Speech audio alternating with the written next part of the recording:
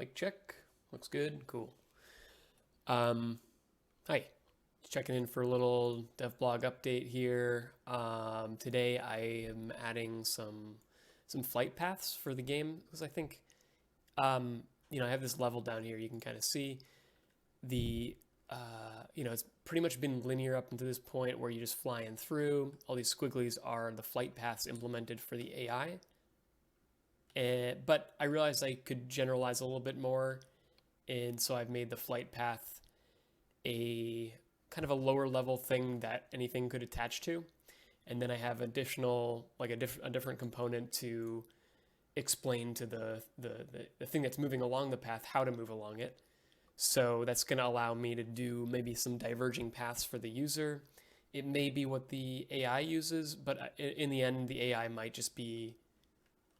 I don't really know exactly what it's going to be. I need to do a little bit more research, basically, into other cinematic tools to see if maybe I could animate that way, make things a little bit more compelling, trigger other things as well, But for the user, I need some kind of like a set paths that kind of maybe diverge at a time or definitely change orientation. So this is that. I have a level here, and I have my path here, and on the pilot actor, which is the one with the VR hands, it does some stuff. It used to just move the player forward just by, a standard amount, just move forward get the forward direction, which is the X vector for this actor. Basically, just X is 1 and everything else 0. So it used to be that. I can get rid of that now. And then I moved it to be a little bit more componentized. Maybe it looks a little bit more confusing, but basically what goes on here is I ask for the nearest path to the driving hand, and if the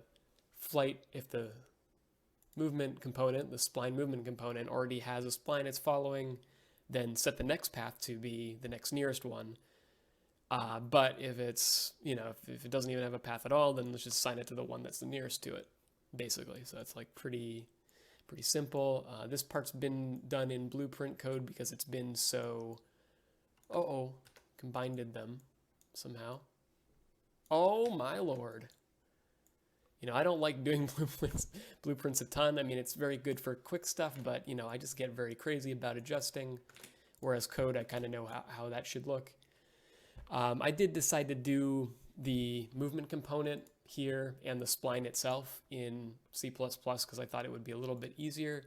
Wasn't sure if I was going to do a big, I don't know. I didn't really know what I was going to do with it, but I knew I kind of needed a better organization than blueprints. And it's so reusable, I figure I may as well just put it in the central place. So that's kind of the idea. So this is an actor that contains the spline movement, and that's how I work. That's how it's going to work. This is the pilot pawn. It's going to follow the path, and then it's going to tell the ship how to update to it. So the ship will have a different movement component other than follow spline. Ship is going to follow hand. Hand is attached to pilot. Pilot follows spline. That is the gist. So what I'm going to do really quickly, hopefully my video is recording because I'm not going to do this one again. I'm just going to take the level that I have currently for paths, and I'm going to go to the end of it. I kind of already started here, and then I was like, maybe I should just switch this on. And I'm just going to adjust the path so maybe it flies vertically all of a sudden, and I'm just going to get a sense of how jarring that is, because I don't know if this is going to be really jarring or what. I kind of expect it might be a little bit, but I don't really know. So I'm just going to do something like this where you kind of come up to an obstacle and then you got to go up.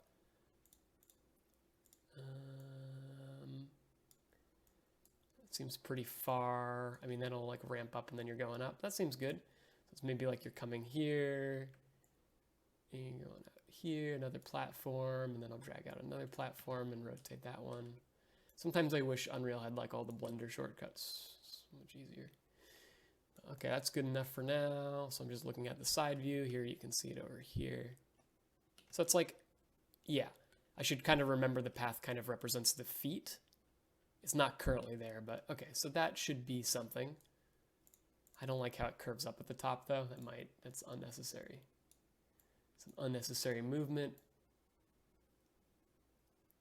Yeah, I mean, I don't like how it's dipping.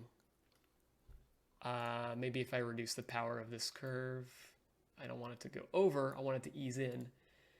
And ideally, like, minimize that range of easing. I could kind of make you a little bit nauseous, I feel like.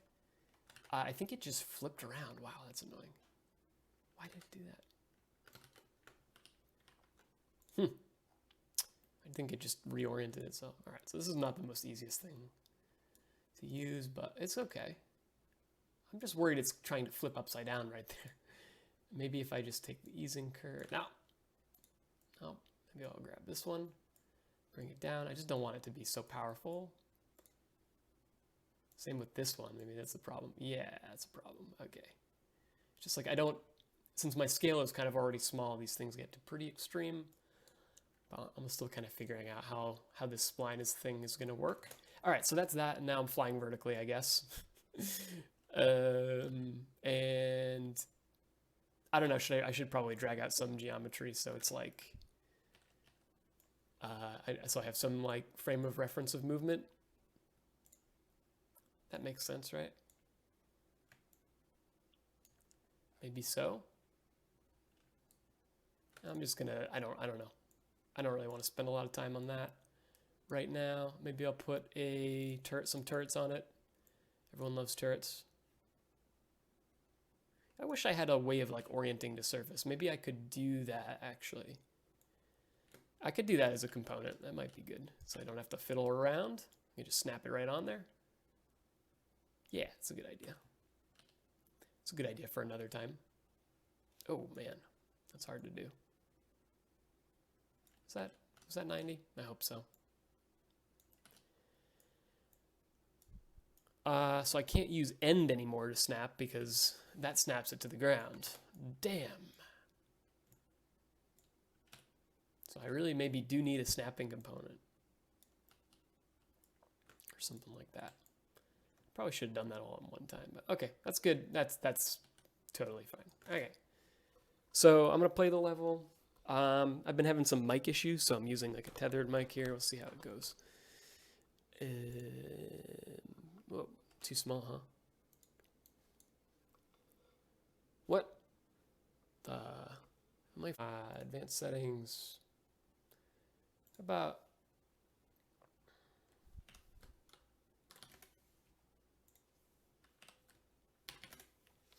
I don't know. It's worth a shot. That's good. All right, I'm going to reshoot that. So I'll probably just edit up to this point, but first time flying on the level, it looked a little glitchy. The window's too small for YouTube, so that seems to work good. I'm going to I'll play from here, so I forget what I said, but yeah, a couple things changed in the game. The ship has a kind of a proper reticle now. There's flying enemies, and there's some sound, although there's no ambient sound on this level. A little bit of stutter still, but that's okay. Sometimes when you leave the VR on the ground, it loses tracking a little bit over time. So these ships don't die yet, but soon they will. Can't wait. Can't wait till they do. I had to refactor some stuff and move some things around so that it kind of have a proper death event cycle. I mean, I was saying earlier it's kind of hard to hit, but I think it's pretty good.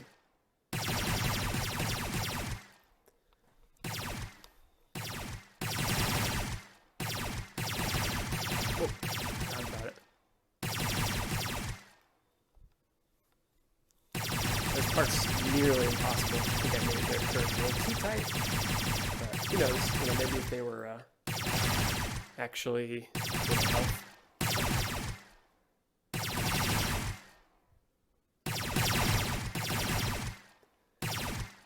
So I'm noticing that when I pass these curves, I get a little bit of a lurch of speed. I'm not really sure what that's about, but yeah, this is kind of what it would look like. It's not orienting your player. It's just orienting the way you're moving, so you'd be stuck, which is pretty tough. So I don't really know how that's going to work, but that's the end of my path. I'm also noticing that he just orients to the look at direction of the velocity, which kind of is not a great way to communicate orientation, because you get that gimbal lock thing. So it's kind of breaks the illusion to see him snapping all around. So I think I actually need to do maybe more of a quaternion orientation for him, or more likely what I'll be doing is have a control point for which way his top should face, so that, you know, I can move that when he turns, and I can move that when the curve goes straight up like this, if that's what I'm gonna do. But I'm still kind of thinking about this, and yeah, it's a little bit scary looking down. But yeah, I mean, I think that I know diverging paths will be essential for the kind of game I'm thinking of, where there's a right way to go and a left way to go, and different things happen according to which way you go. But I don't know. We'll see how it goes. All right, anyway, thanks for hanging out. See ya.